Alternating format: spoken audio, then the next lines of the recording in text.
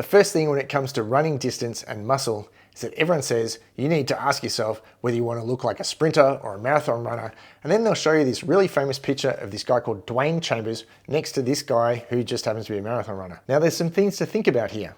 The first is genetics. Dwayne Chambers is built to be a strong, powerful guy. The guy who's the marathon runner is just a guy. He's not an elite athlete at all. And the second part is that Dwayne Chambers got busted for drugs. So not only is he designed to be a strong, powerful guy, but he took a bunch of drugs to help him be an even stronger and more powerful guy. Meanwhile, the marathon runner's just, well, he's a marathon runner. So of course he looks like that. When it comes to talking strength and running at the same time and how to integrate the training, everyone worries about this thing called the interference effect. What the interference effect says is that when you send signals for one kind of adaptation, like gaining strength, when you confuse those signals with another message, say to gain endurance, we kind of don't really get any message at all. However, as this study shows, is that as long as you separate the sessions, there's no interference effect at all. So that means you can either have a strength session one day and a cardio session the next, or you could do a strength session in the morning and a cardio session in the evening, and by separating them, I've completely negated the interference effect. And what this study shows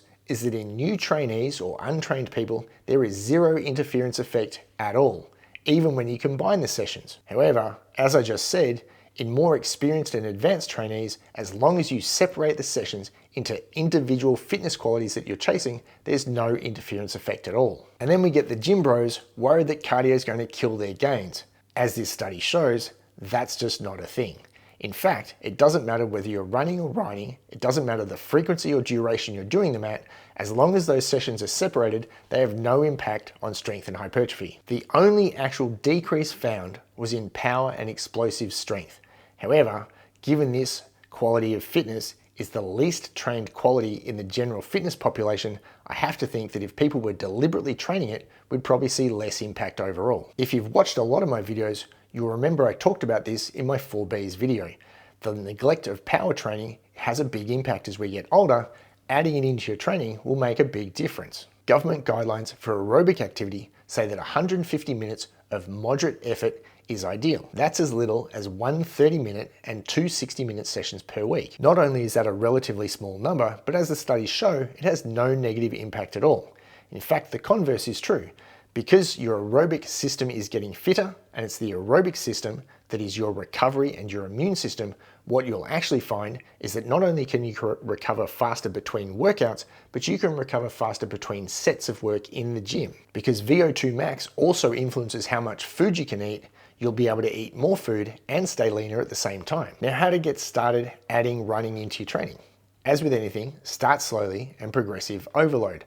Don't try to jump from 0 kilometers of running per week up to 50 kilometers. Bad things are going to happen. Running gets demonized with a lot of injury claims, but the truth is most of these are coming from people that try to do too much too soon and hurt themselves rather than allowing time for the tissues to adapt and build up properly. If you think about something like squatting or deadlifting, where we're really concerned about people's alignment, in a gym session, you might only accomplish 25 to 30 reps of either of these exercises.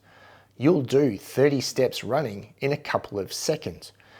So when you're building up, you need to take care of the mechanics along with the time it takes for the tissue to adapt to make sure there's not going to be any problems. The biggest factor overall for people is going to be under eating. When you double your workload, you double your recovery.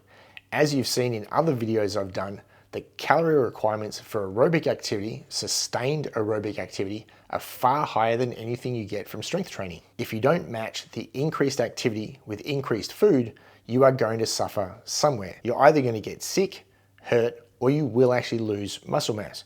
You can prevent that muscle mass loss by making sure you're eating adequately. But as you're increasing training, you need to increase other areas of your life too.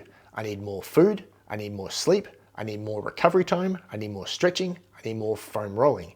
It's not about just tacking a little bit of aerobic activity onto your week and thinking it's all going to work properly. You need to expand the entire training platform so that you're dealing with the extra recovery needs too. Now, one final tip for guys wanting to be as big as possible, use less load-bearing activity. I know this video is about running, but what you will find is it can be hard to put on tremendous amounts of muscle while running.